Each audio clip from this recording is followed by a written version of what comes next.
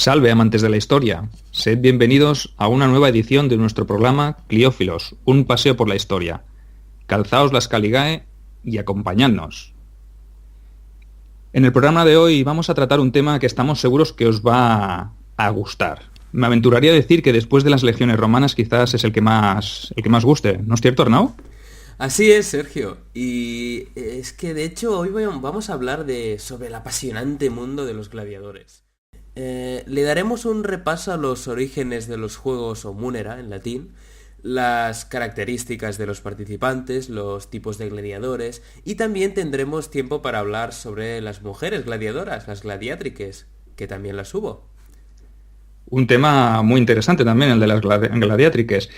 Como veis, el programa viene cargado de contenido y, como hemos dicho al principio, un tema que os encantará, estamos convencidos. Pero bueno, sin más dilación, entraremos en materia, si te parece, Arnau, y comenzaremos y a modo de introducción para que os hagáis una idea, dejando claro cuál era la condición general de los gladiadores, ¿no? Porque está claro que cuando hablamos de ellos, la primera imagen que nos viene a la cabeza es la de Espartaco y la de sus acompañantes, ¿no? Ese séquito y esa rebelión en la cual Sí. se alzó contra el poder de la República Romana, ¿no? Y en cierto modo pues se ajusta bastante a la realidad, ¿no? Porque la inmensa mayoría de estos gladiadores pues eran eso, esclavos, y un alto porcentaje de estos procedían de los mismos pueblos que Roma había derrotado mediante la guerra, ¿no? Podríamos decir que no eran tontos los romanos, pues usaban como gladiadores a hombres que tenían cierta destreza en el uso de las armas y no ponían sobre la arena tipos que no daban la talla y que no tenían el perfil para una situación semejante, ¿no? Porque realmente no saldría muy a cuenta poner a un tipo que te durase un minuto en la arena porque no haría disfrutar del espectáculo, ¿no? Imaginaros que fuerais lanistas. Los lanistas son los encargados, estos que llevaban el negocio de los juegos gladiadores, ¿no? No sé si os viene a la cabeza la imagen o la figura de Batiato, ¿no? El lanista que era el encargado de llevar ese negocio de generación en generación, en el cual pues él tenía su ludus, su escuela de gladiadores. Su escuela de gladiadores, correcto. El ludus era la escuela y imaginaos que fuerais un lanista y pagaseis un buen puñado de monedas por un gladiador que no pudiese o que no supiese ni escribir un arma. Serían, yo entiendo que demasiadas molestias para empezar a entrenar un hombre desde cero sin esas nociones, ¿no? Pero bueno, vayamos al lío, Arnau. Adelante. Sí. De hecho, yo quería hacer un apunte y es que realmente, para que os hagáis a la idea, pues este era un negocio que movía mucho dinero. Es decir, como ya hemos dicho alguna vez, los romanos eran grandes ludópatas, apostaban por todo, absolutamente por todo. Y naturalmente, pues un espectáculo así no se escapaba de esta tendencia. Así que el dinero, los denarios, hasta sestercios que se movían en cada combate eran cifras astronómicas y por tanto, pues era una inversión tener un buen gladiador y un lanista con 2 dedos de frente, pues no echaría a la arena un Claro. inexperto porque sería una pérdida de dinero, porque al fin y al cabo educar a alguien, entrenarlo y alojarlo, pues era mucho dinero. Porque Y darle de comer. mucho, eso Y darle mismo. de comer, claro, porque... Por tanto, no interesaba tener a 4 mequetrefes que murieran a los 2 golpes. Pero bueno, vamos a remontarnos a los orígenes de este espectáculo, porque, bueno, en algún momento tuvo que empezar. Pues para eso nos iremos atrás en el tiempo para hablar un poco sobre los orígenes de este tipo de espectáculo sangriento, no nos engañemos. Por ello deberemos hacernos la siguiente pregunta. ¿Fueron los romanos los que los crearon o son más antiguos en el tiempo? Porque claro, no todo empieza con los romanos. La respuesta es clara. Como buenos imitadores que fueron, los habitantes de la ciudad eterna supieron quedarse con lo mejor de las civilizaciones que sometieron. Además de adoptar dioses, costumbres civiles, políticas, armas y tácticas militares, también pusieron los ojos en el ocio, porque claro, aquí la gente también tiene derecho a divertirse. ¿No es así, compañero? Eso es, tú lo has dicho antes, que eran unos grandes ludópatas, les encantaba apostar y jugar y todo. Pues mira, no hay nada mejor que un juego como los ludos de gladiadores, ¿no? Eso Los mismo. Munera, ¿no? Pues sí, aquí nos ceñiremos un poco a los vestigios arqueológicos que hemos ido encontrando, sobre todo de los pueblos anteriores a Roma, ¿no? Porque, como has dicho tú antes muy bien, ellos pues imitaban, ¿no? Imitaban y se quedaban pues con lo que más les convenía de las civilizaciones o los pueblos que sometían o con los que entraban en contacto, digámoslo así, no hace falta que los sometan para que te quedas con lo que más te gusta, ¿no? Entonces, un ejemplo claro, pues lo podemos encontrar en un sarcófago de etrusco, de una civilización, un pueblo anterior a Roma, incluso fue coetáneo a Roma, en el cual se encuentra esculpida pues una escena, podríamos decir, en esta pieza funeraria que nos muestra una imagen evidente de un combate y tiene esculpida imágenes de dos hombres combatiendo al estilo de los gladiadores, ¿no? Es por tanto el pueblo etrusco, que debemos aquí hacer un inciso, si te parece, Arnau, y decir que Ujú. fue uno de los grandes desconocidos y olvidados por la historiografía Sí, antigua, sí, sí. y del cual, si te parece, pues ya le dedicaremos en su día también algún programa, porque pienso que también es muy interesante, ¿no? Entonces, el pueblo etrusco, como digo, fue, poder decirlo de alguna manera, el precursor de este tipo de espectáculos en la zona de Italia, ¿no es así? Sí, pero hay que hacer una diferencia importante para los oyentes.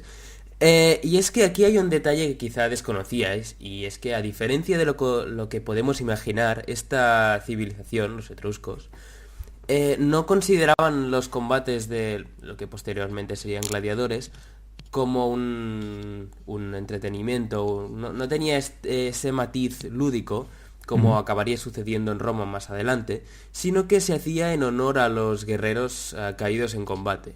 Es decir, era Ujú. una especie de ritual. Y por tanto nos encontramos que estos hombres que luchaban cumplían con un objetivo meramente religioso. Claro. También sabemos que originalmente Roma era... eh, en Roma esa era la función, aunque con el paso del tiempo los objetivos de los juegos de gladiadores pasarían a ser otros muy distintos, llegándose a Ya. convertir en negocios que movían, como ya hemos comentado, ingentes cantidades de monedas. Porque claro, yo supongo, esto ya es historia ficción, pero claro, supongo que alguien vio que cada vez más gente iba a los funerales y Claro. supongo que no era para llorar al muerto, sino que era para ver los dos esclavos que se mataban para hacer la ofrenda de sangre al inframundo.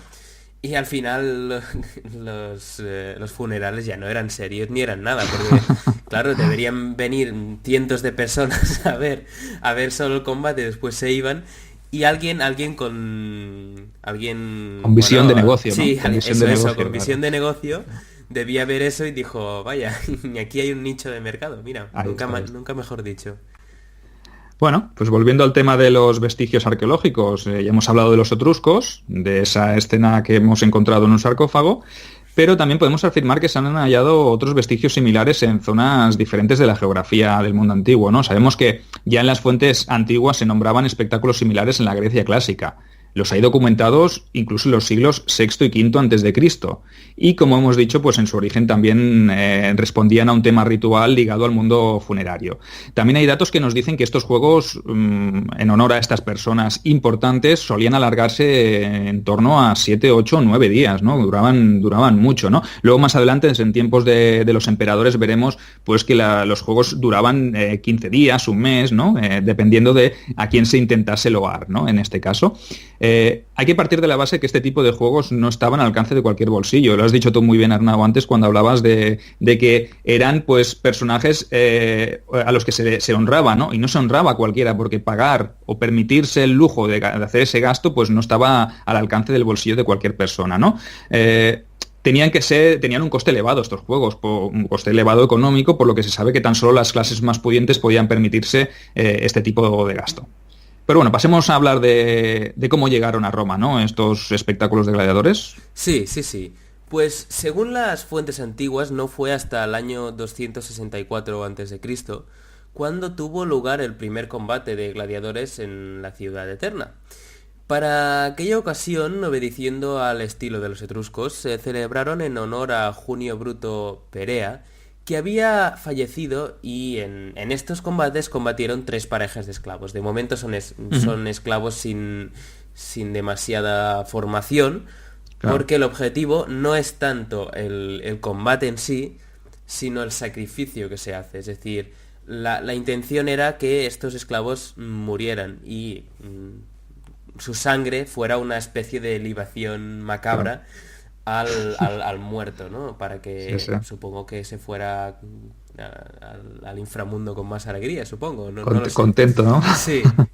Ahora bien, posteriormente, ya en el año 206 a.C., Publio Cornelio Escipión, el africano, el conocido, también celebró unos juegos en Hispania, quizás en honor de su padre y su tío, fallecidos en la guerra contra Cartago, precisamente en Hispania, en el contexto de la Segunda Guerra Púnica.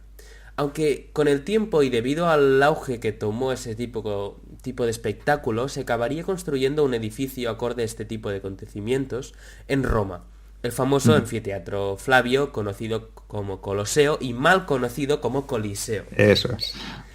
Pero este solo se usaba en ocasiones especiales, y la mayoría de luchas se celebraban en otros recintos, como el Foro Boario, construido en madera para esa finalidad. Se sabe que este estuvo funcionando hasta el siglo III después de Cristo, aunque quizá para luchas menores, teniendo al hermano mayor Flavio, que triunfaba más. Pero los juegos organizados por los emperadores eran dignos de celebrarse en el monumental edificio del anfiteatro Flavio. Por tanto, bueno, sí, había varios lugares más para espectáculos, pero era de más... Bueno, de menos importancia, si lo queremos decir El así. caché, los espectáculos de caché para el Coloseo, por Efectivamente, decirlo de alguna sí. manera, ¿no? Bueno, pues pasamos ahora a hablar sobre los protagonistas de estos eventos, los gladiadores, ¿no? A diferencia de lo que podáis pensar, los hombres que desempeñaban esta profesión, pues podríamos decir que estaban sujetos a una especie de normativa o regulación. Como ya hemos comentado anteriormente, pues solían ser casi todos esclavos, prisioneros de guerras, como hemos dicho mayormente, por lo que eran considerados, pues por decirlo de alguna manera, como la parte más baja del escalafón social de Roma, ¿no? Sí. En este punto, dime. No, te daba la razón. De afirmabas. hecho, hago un apunte, y es que había una clase social expresamente para este tipo de... perdón. De ese tipo de gente, que Sí. se llamaban los infames. Y en latín es así. Y pues esta clase la formaban, pues... Este tipo de Lo más esclavos, los aurigas, los que llevaban las cuadrigas en las carreras del circo... todo ese tipo de gente eran infames y había su clase para ellos y eran lo peor de... La chusma, lo que sí, sería la chusma de Roma. incluso un Por debajo. malhechor libre, un ciudadano que fuera el peor delincuente, tenía más rango que ellos.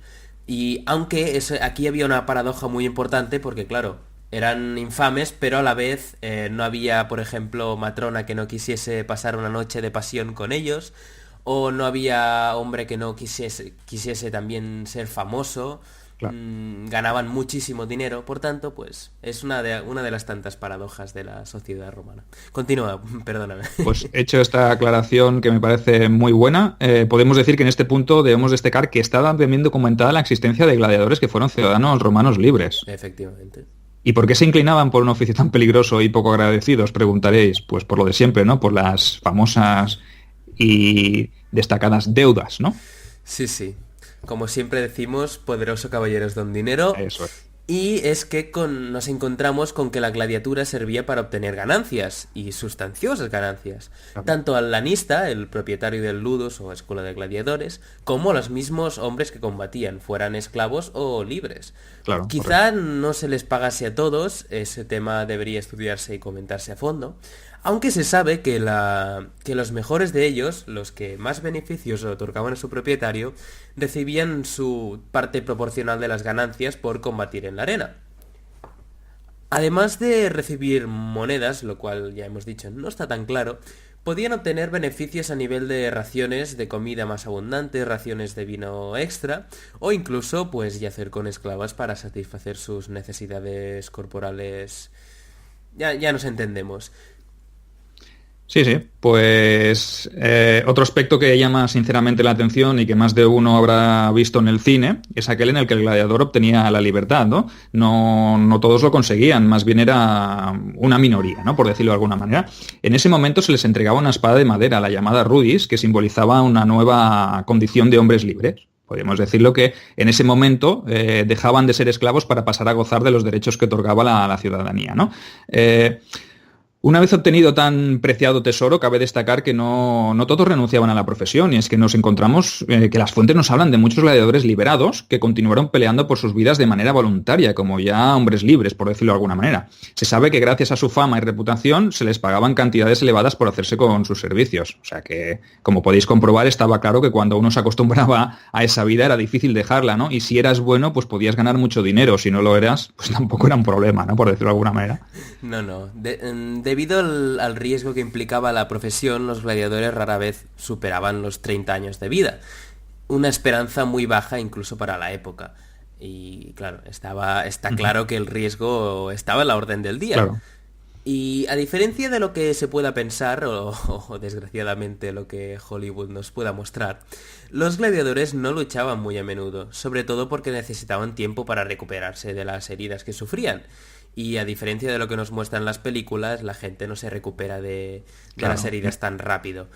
Y tampoco era rentable arriesgar sus vidas sin necesidad, pues los lanistas invertían, como ya hemos comentado, muchísimo dinero en su formación y entrenamiento. Por tanto, evidentemente solo se presentarían sus campeones en los combates cuando supieran que tenían posibilidades de ganar. Y sobre todo si el combate no era muerte, como era la mayoría de los combates, porque si no el negocio se termina muy rápido y realmente no sale a cuenta. Hablando del tema de los combates a muerte que acabas de decir, y volvemos aquí a hacer un inciso, y es que a diferencia de lo que muchos de vosotros podéis creer, los combates a muerte solían ser puntuales. Es decir, tan solo en los juegos, podríamos decir, más importantes, los que organizaba quizá el emperador, que no se hacían tan a menudo como pensáis. Estas auténticas estrellas de la arena, porque esa era la condición que tenían, porque antes has hablado de los campeones, ¿no? No siempre arriesgaban con campeones, sino que el Ludus tenía pues muchos gladiadores y tenían pues un primera espada, ¿no? Un primera Sí. espada o dos, que eran los que luchaban en los combates más importantes y los que movían esas cantidades ingentes de dinero que decíamos, ¿no? Pues estas auténticas estrellas podían llegar a convertirse en personajes muy populares y labrarse una reputación magnífica. Como has dicho tú bien antes, Arnau, sabemos que las mujeres, las matronas romanas, sobre todo las más ricas, pagaban fortunas por yacer con estos valerosos y fieros guerreros, ¿no? Sí, de hecho eran los gladiadores titulares, realmente lo pasaban bien, la verdad. Los Pero, Messi y Cristiano sí, Ronaldos, ¿no? De la arena. efectivamente, sí señor. Bueno, de hecho la situación más o menos es similar porque son personajes que son famosos, que son buenos en lo suyo y también, no lo negamos, en muchos casos son ídolos físicos también, ¿no? Claro. Ídolos sexuales también, así que realmente es una situación bastante similar, los juegos gladiatorios y el fútbol. Eso, pensadlo la próxima vez que estéis ahí mirando la tele, el fútbol, empezad a comparar y veréis que hay mucho más en común de lo que realmente pensamos. Pero bueno, pasaremos a hablaros ahora de cómo era la vida de estos héroes en la arena. Para que os hagáis una ligera idea, se sabe que el día a día de un gladiador se regía por un entrenamiento intenso, como es lógico. Entrenaban por la mañana y por la tarde. Entrenar y entrenar. Esa era la clave para convertirse en un campeón. Pero bueno, esas eran las ocupaciones de los hombres y mujeres, pues ellas también combatían, pese a que se piense que era una profesión solo para hombres. Al igual que los legionarios romanos, la mayor parte de su instrucción la hacían usando armas de madera.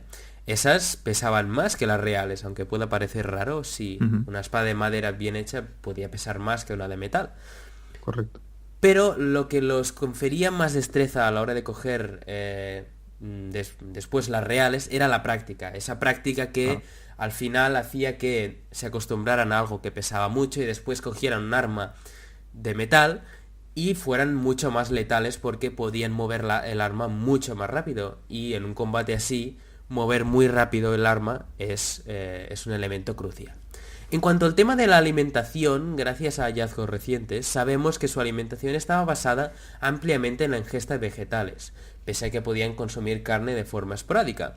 De hecho, los gladiadores normalmente se los decía los comedores de cebada, es decir, básicamente se alimentaban de eso porque, desengañémonos, los gladiadores no estaban esculpidos en mármol por los dioses del Olimpo, sino que realmente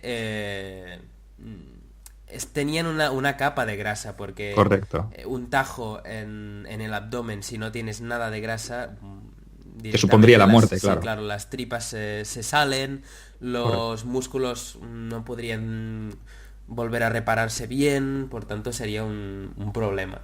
En cambio, comiendo tantos carbohidratos para rendir bien, además se hacía una capa protectora que quizás si te daban un tajo sangrabas bastante, pero como mínimo... Te salvaba la vida. Sí, no salía ahí toda la alegría de las tripas y los intestinos. Pero bueno, pues ahora creo que nos vas a hablar del Santa Santorum del mundo de los gladiadores, el Coloseo. Sí, ya lo nombramos un poquito de refilón en la primera parte cuando hablamos de los lugares donde se combatía, ¿no? Y como tú bien dices, fue uno de los edificios más emblemáticos en los cuales se hicieron estas luchas de gladiadores, ¿no? Como sabéis, si no lo sabéis ya aprovechamos y os lo decimos, pues se inauguró en torno al año 80 después de Cristo y recibió el nombre de Anfiteatro Flavio. Anfiteatro Flavio era el nombre oficial que tenía, porque quien lo construyó pues fue la dinastía Flavia, en este caso, si no recuerdo mal, en época de Vespasiano, ¿verdad? Que fue el primer emperador que inauguró el... Sí. El anfiteatro fue planeado y empezado a construir por Vespasiano y luego Tito... Y lo finalizó Tito, ¿no? Sí, se llevó el mérito, básicamente. Pero bueno. Correcto.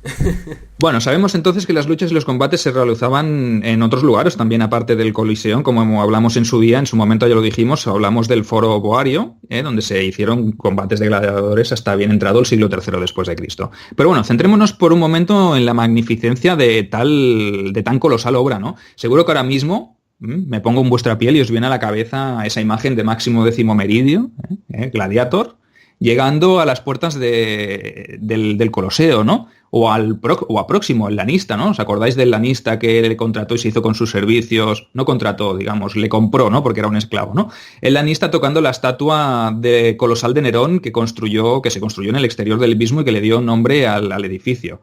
Entonces, una vez visualizada esa bucólica imagen, ¿no? Que es hollywoodiense, pero podría ser bien la sensación que podría sentir cualquiera que se acercase a ese recinto, sí. Pues volvamos a la realidad, ¿no? Pues si sabemos que se ha conservado, pues podríamos decir que no al completo, pero en unas condiciones bastante buenas y bastante favorables que nos permite sentir más o menos lo que ellos podrían haber sentido en su día, ¿no? Y quizá eso fue lo que hizo que se convirtiera en una de las 7 maravillas del mundo antiguo, ¿no? Y no es para menos, porque todos aquellos que hayáis tenido la oportunidad de ir y visitarlo, tocar un poquito las piedras y ver la historia, pues os podéis meter un poquito en situación, ¿no?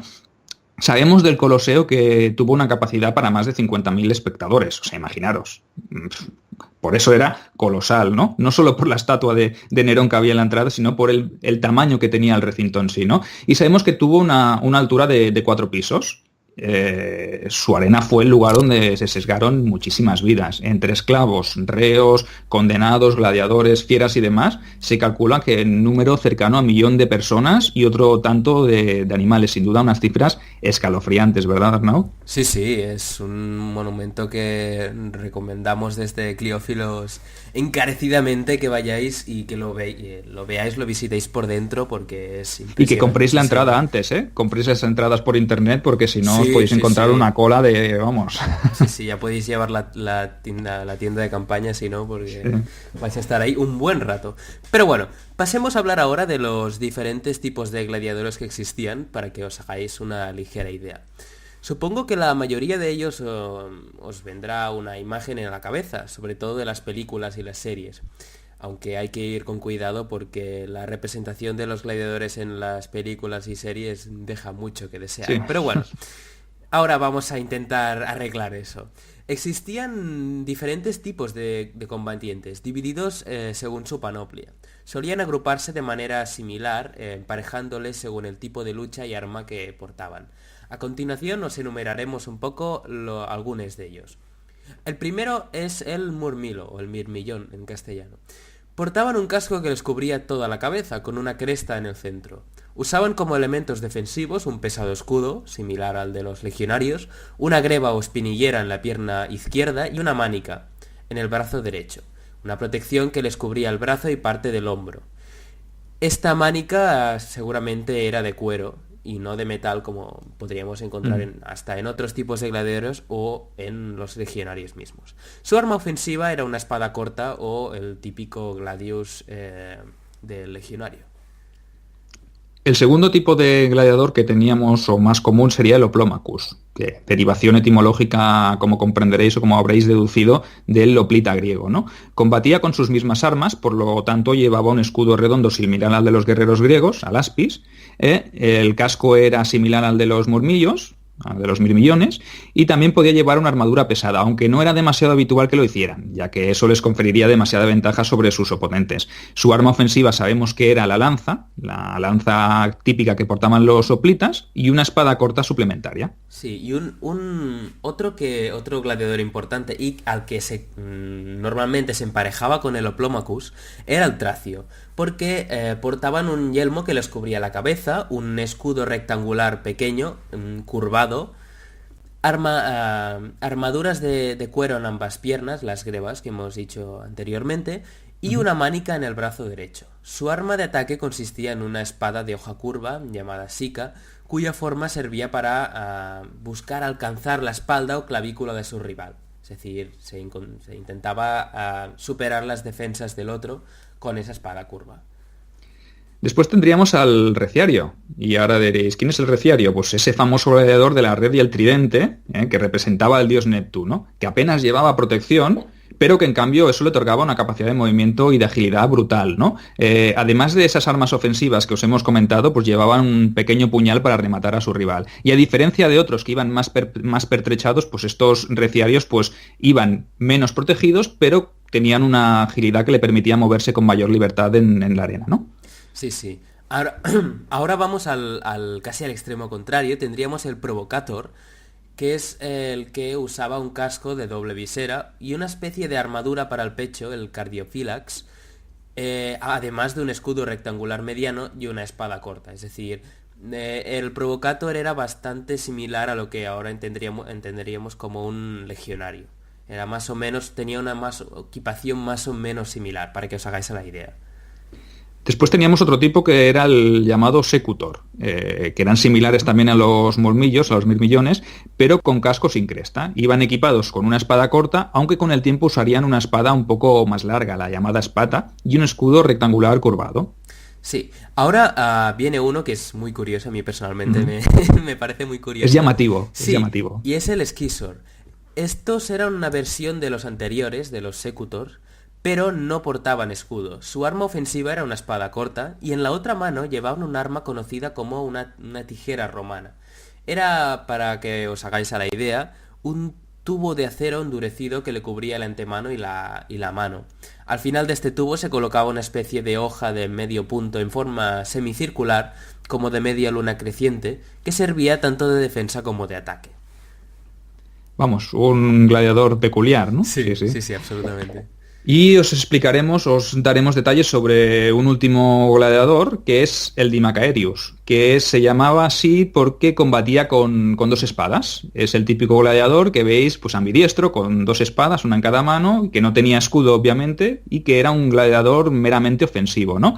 Este tipo de gladiador portaba un gladio en cada mano, no llevaba escudo y tan solo cubría su cabeza con un casco ligero, normalmente con visera. Pues sí.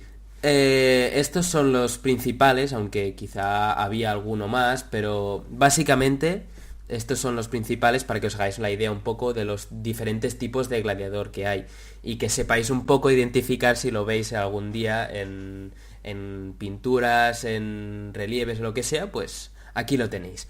Pero ahora o lo en que alguna toca... recreación, Sí, ¿no? En alguna recreación histórica, como efectivamente, nosotros en Barking Orients, que tenemos también un Ludus Gladiatorus, ¿eh? sí, el Ludus Gladiatores Imperialensis es el, bueno, sí, sí, en él, pues, en el grupo de Barking Orients, pues hacemos explicamos las panoplias y también hacemos combates Pero que no es reales. una muerte, ¿eh? No es una No, muerte, no es pues. una muerte, gracias a los dioses que no.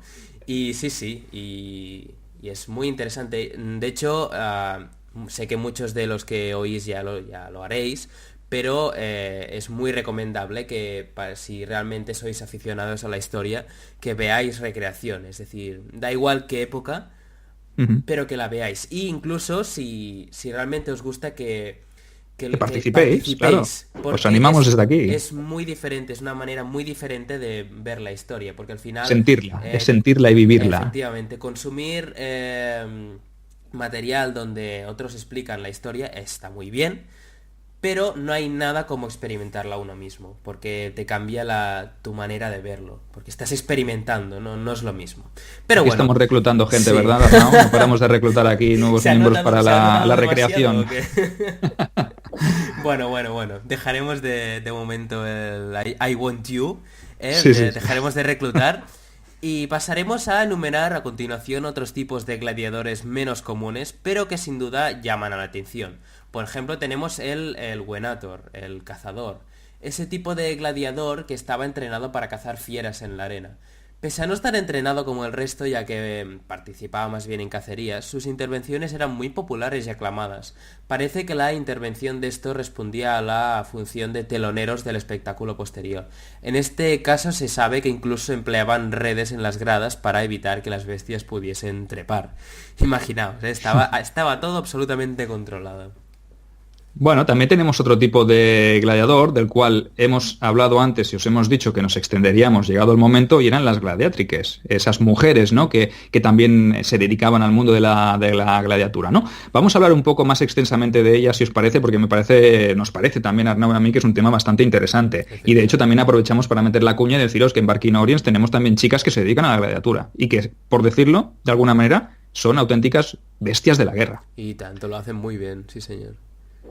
Al igual que en el campo de los hombres, se sabe que los primeros combates entre mujeres respondían también a fines funerarios, relacionados con los ritos y los rituales que hemos comentado antes, ¿no? Para hablar sobre ellas nos hemos querido basar en un artículo muy interesante que escribió hace un tiempo Noelia Real. Es una chica que vive en Tarragona y que, entre otras cosas, es arqueóloga.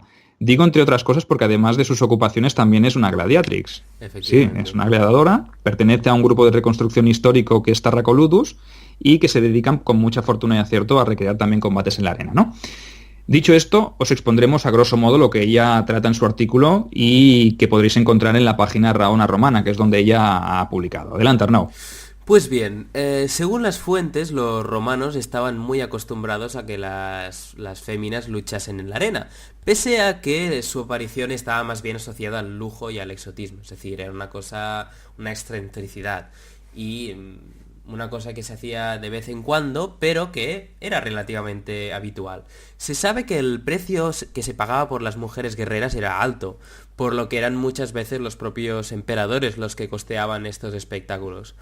Aunque hay fuentes, eso sí, que nos dicen que organizadores privados con mucho dinero deleitaban a sus invitados con ese tipo de combates. Sí, es que siempre se ha creído que al ser mujeres luchaban de manera diferente a los hombres. Quiero decir, la opción más secundada es que lo hacían sobre carros con arco y flechas a imagen de la diosa Diana. Y esto supongo que os viene a la mente, pues otra vez, otra escena hollywoodiense como es la pelea de los carros que se produce en la peli de Gladiator, ¿no? Que es las mujeres que van sobre los carros, las arqueras, es eso, son mujeres y combaten a este estilo. No sé si Ridley Scott estuvo bien asesorado a nivel histórico o fue quizá un fortuna o azar lo que hizo que pusiese a las arqueras, pero bueno, ese podría ser más o menos un ejemplo de cómo podrían o cómo se tendía a pensar que combatían esas mujeres. Pero bueno, aquí es donde Noelia hace un inciso y yo también pienso que ella tiene su razón, ¿no? Porque realmente nada más lejos de la realidad. Existe un relieve en Halicarnaso que está fechado entre el siglo I o II después de Cristo, que os invitamos también, por cierto, a que busquéis por internet, en el cual se nos muestra a dos gladiatrices combatiendo en la arena con la panoplia propia de los provocadores. de los que hemos hablado antes. Se podría decir que en los grupos de reconstrucción que incluyen este tipo de guerreras en la arena, se suele utilizar esta panoplia de combate para las mujeres que recrean, ¿no? La verdad es que hoy en día se disponen de muy pocas evidencias sobre este tema concreto y eso dificulta muchísimo la tarea de investigación y nos hace que tengamos que, digamos, que darle un poquito a la imaginación. Sabemos que hay algo que sí que está recogido en las fuentes, pero la certeza no es, o las fuentes no son tan amplias como en el campo de los hombres. Pero bueno. Sí, sí. De hecho, a modo de conclusión, podríamos decir que lo que empezó con un ritual en honor de los muertos, con clara simbología sagrada, se acabó convirtiendo en un espectáculo de masas destinado a distraer o entretener al pueblo y hacerle olvidar el hambre y la miseria. Sí. Para decirlo de alguna manera, como ya hemos dicho antes, al igual que hoy el día es el fútbol, el Panem et Circensem, el opio del pueblo. Eso es.